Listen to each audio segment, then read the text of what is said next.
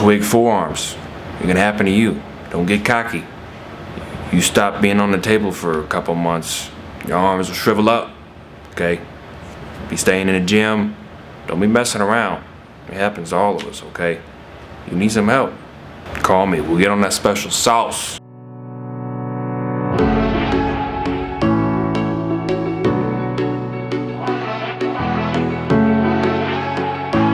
Welcome back to AWD Arm Wrestling Dom. Of course, I'm Dom, and as you guessed, today's episode is on forearms. Before we get into the forearm and the meat portion of the episode, special shout out to Cody Spur Merritt, Senior WAF World Masters Champion, left hand. Congrats, bravo, sir. We also had Nancy Nations to gold on the left hand and silver on the right. Phenomenal work. Proud of you guys and gals out of USA representing. A lot of you guys have seen on Facebook and social media in general, we have some super matches coming up. We got Travis Bagent and Cody Merritt. Okay, it looks like the date is unscheduled. They're still working it out. Sean Hancock has got both of those guys a super match set up, best of 5, left hand. It's gonna be sweet. The running poll right now, of course, has everybody gunning for Travis Bagent. To no surprise, he's got a mean left hand. I mean, right? He's the best of the best. Still got it. And speaking of Travis, our boy V here in Denver was able to actually go see him in PA this last weekend. Got to train with him and do some great stuff. Stay tuned for episodes later the week.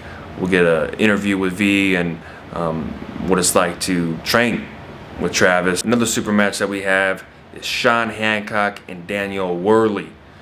That is going to be best of 5 2020 Reno, April 4th. Left hand. Hadn't said it already. The running poll on that has Daniel Worley going for the majority of the votes. I think it's around 60 plus, and Sean is right at around 40 votes on Facebook. If you haven't voted yet, go vote. Of course, I know Sean Hancock, or at least spoke with him, so I'm going to go for Sean Hancock. He's looking mean. Each picture that I see him post on social media, I mean, he looks monstrous, and I think he'll do great. It's going to be a good matchup. We also have one last super match that's in 2020 in July. We have Mike Aiello and Paul Passmore, best of 5. I'm not sure if it's left hand or right hand, but that'll be a solid matchup. I can't wait to see that. My gut wants to say Mike will take it, but Paul Passmore has been phenomenal lately as well. So that's a toss-up, man. That's really going to be a good match. So can't wait to see it. So forearms, right?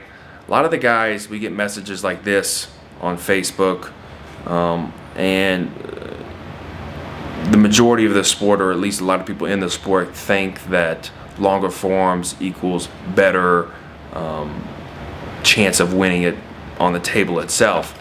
And I think that longer forearms does give you a slight advantage. I also think that it's BS, okay? Look at Todd Hutchins, right? His forearm from elbow to wrist is about 10 inches. And the last greatest match that I saw was between him and Matt Mask. That was great.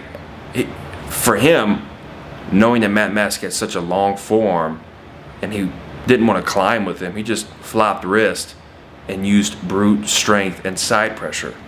So for the guys that do have a shorter forearm, just focus on intense power, side pressure training, and forget about the wrist. Just forget about it, So that's just my opinion. If you go to Ryan Bowen's channel, he does like a 15 minute episode on forearm and his opinion, and does a great job explaining out some of the details. Long story short, guys, just grind, okay?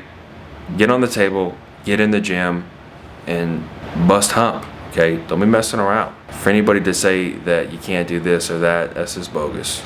All right? Until next time, pull hard.